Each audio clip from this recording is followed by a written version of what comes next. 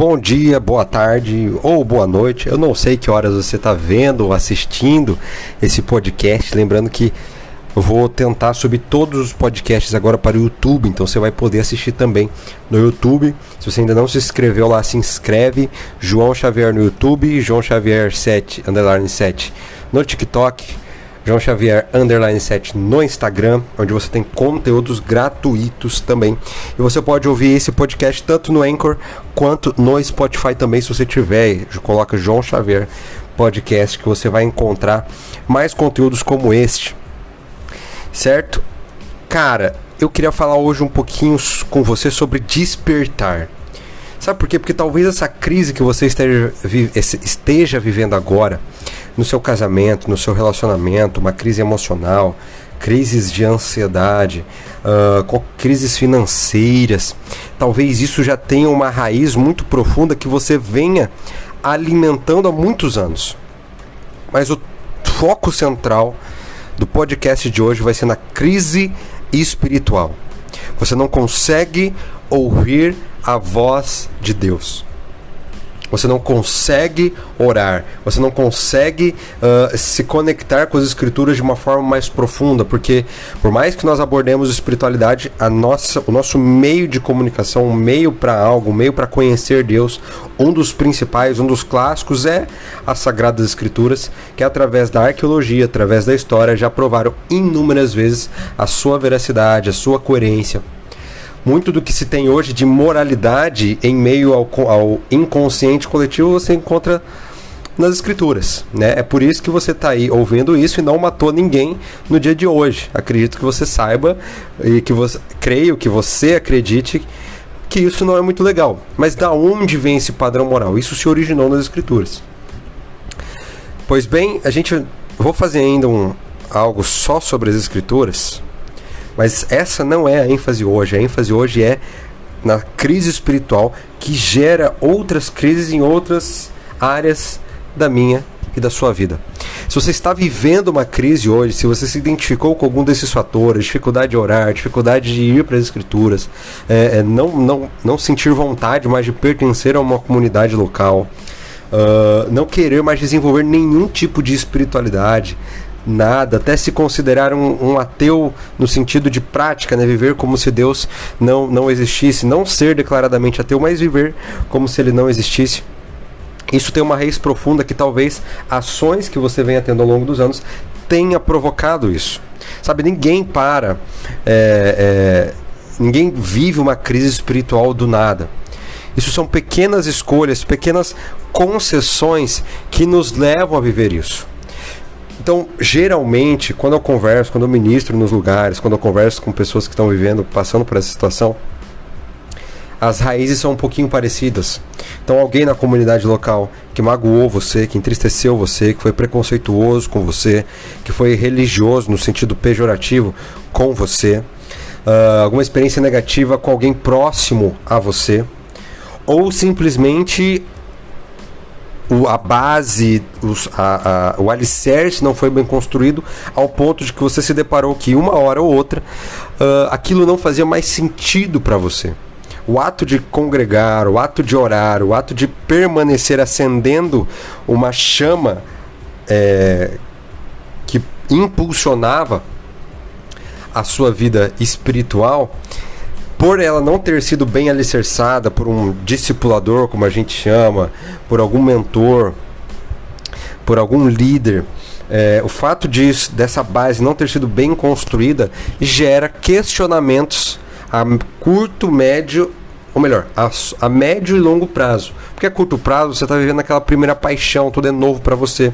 Quando isso começa a se tornar um pouquinho mais comum, se eu não trabalho, se eu não entendo o meu porquê, que a gente já falou no episódio passado ou alguns episódios anteriores, se eu não entendo por que eu faço aquilo, se eu não entendo qual que é a base de tudo isso, qual que é o alicerce, se eu não estou bem alicerçado, se a semente não foi muito bem plantada, quando chega quando eu me deparo com algum pensamento diferente que faz mais sentido para mim, eu deixo aquilo que faz menos sentido. Não sei se deu para entender, não sei se fez sentido. Se tem algo que faz 98% de sentido, você conhece A outra coisa, outro elemento, outra filosofia que na sua perspectiva, naquele momento, faz 100% de sentido para você, você vai deixar os 98 e você vai seguir o 100. Seguir, aderir, compactuar, consumir. Todas essas ações fazem parte desse processo de crise. Portanto, hoje eu quero te falar que a crise que você está vivendo... Opa, perdão, caiu o livro aqui. A crise que você está vivendo, ela tem uma raiz muito mais profunda que às vezes não é nem culpa sua. Só que existe uma grande diferença entre culpa e responsabilidade. A culpa pela falta de embasamento, a culpa pelo trauma, a culpa pelo mau relacionamento, por episódios ou situações de incoerência que você visualizou, pode até não ser sua. Eu respondi uma pergunta recentemente no meu Instagram, que foi o seguinte: como ter paciência com os hipócritas? E eu fiz uma reflexão em cima daquilo. Será que o hipócrita é só o outro? Ou será que eu também não tenho partes de hipocrisia? Todos nós, em um grau ou outro, somos incoerentes em algum nível. E a nossa jornada se baseia em diminuir essas incongruências. Faz sentido? A nossa jornada é pautada, a nossa caminhada de espiritualidade, a caminhada com Jesus, ela se baseia em eu me relacionar tão profundamente com Ele que essas incongruências vão sendo trabalhadas aos poucos. Só que essas incongruências só vão deixar de existir quando surgirem novos céus e nova terra. E a gente também pode estudar um pouquinho sobre isso. Mas se existiu algum episódio de hipocrisia que você visualizou, a culpa pode até não ter sido sua. Agora, a responsabilidade de reagir com maturidade a esse episódio, com maturidade a esse fato, com maturidade a esse contexto, essa responsabilidade é sua. Você não pode terceirizar a sua crise, a sua falta de desenvolvimento espiritual por conta de outras pessoas. Você não pode permitir, em outras palavras, que outras pessoas que já às vezes nem estão mais conectadas a você, já nem fazem mais parte do seu convívio social, por terem te magoado, por terem te ferido, por terem te dado um mau exemplo, não pode permitir que o comportamento ou o pensamento delas influencie na área principal da sua vida, na área que centraliza todas as coisas, que é a área espiritual, pelo amor de Deus. Você não pode permitir que experiências negativas do passado interfiram no seu presente e comprometam o seu futuro.